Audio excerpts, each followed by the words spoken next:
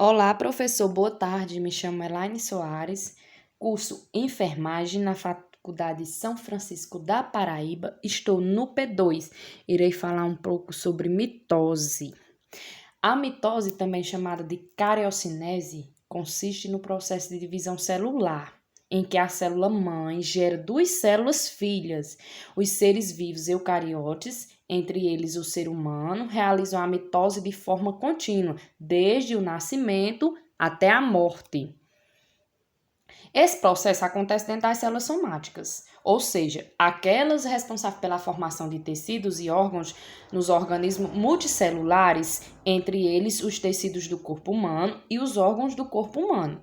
Deste modo, a mitose é importante para o crescimento e regeneração de tecidos, a cicatrização, a formação de gametas em vegetais, as divisões do zigoto durante o desenvolvimento embrionário. A divisão celular dura cerca de 24 horas, das quais aproximadamente 90% desse tempo acontece a interfase. É um período em que acontece a duplicação cromossômica. Nos outros 10% do tempo, acontece a fase mitótica, ou seja, a divisão celular propriamente dita. A interfase é um processo comum às divisões da mitose e meiose, realizada em 3 etapas: intervalo G1, períodos e intervalo G2. Já a fase mitótica divide-se em 5: prófase, prametáfase, metáfase, anafase e telofase. Interfase. A interfase é a maior fase do ciclo de divisão celular e tem início com uma célula diploide, 2N, que possui 2 conjuntos cromossômicos. Durante esse período, acontece uma intensa atividade de preparação para a divisão celular, que possibilita a duplicação do material genético. Temos o que? As fases da mitose ou fase mitótica. Irei resumidamente explicar cada uma. A prófase. A prófase é a fase da mitose onde os cromossomos são duplicados. Antes imperceptíveis, começam a ficar visíveis devido à forma que contrariam. Filamentos duplos de cromatídeos com diâmetros irregulares e unidos pelo centrômero. Já a prometafase, alguns cientistas defendem a existência da prometafase, fase intermediária à prófase e metáfase. Esse curto período é caracterizado pela desintegração da membrana nuclear e chegada dos cromossomos à região equatorial. Temos também a metáfase.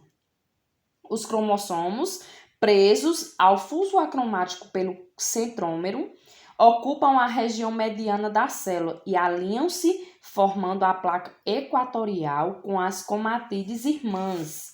Também temos a anafase. Na anafase acontece a duplicação dos centrômeros filhos, que dá início à anafase. Após isso, eles migram para os centríolos, que estão nos polos da célula. Cada centrômero filho leva consigo um cromossomo filho.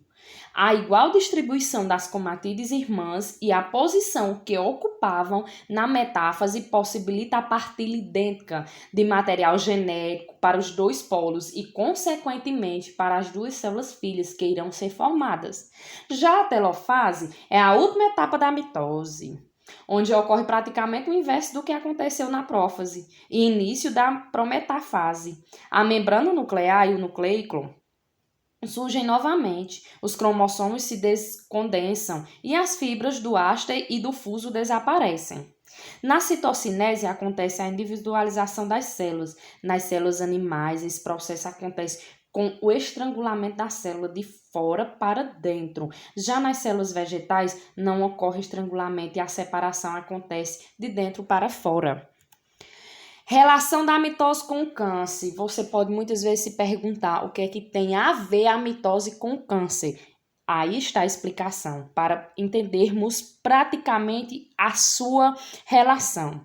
Com a mitose consiste em realizar o processo de gerar células filhas idênticas com a célula mãe. Ou seja, o câncer são células cancerígenas que desenvolvem As células cancerígenas acabam se propagando com a mais velocidade no corpo devido a esse processo. Uma célula cancerosa acaba dando origem a outras células cancerosas idênticas e assim por diante. Além disso, enquanto as células saudáveis param de se reproduzir depois de um certo ponto, as células cancerígenas continuam de forma indefinida. Essa é a relação da mitose com câncer. Bom, professor, aí foi um breve relato da mitose. Peço desculpa pelas palavras mal colocadas, se não ficou legal. Esse é o meu primeiro vídeo apresentando um slide, apresentando um assunto, mas espero do fundo do meu coração que o professor entenda e que o próximo eu garanto ser bem melhor. Um forte abraço.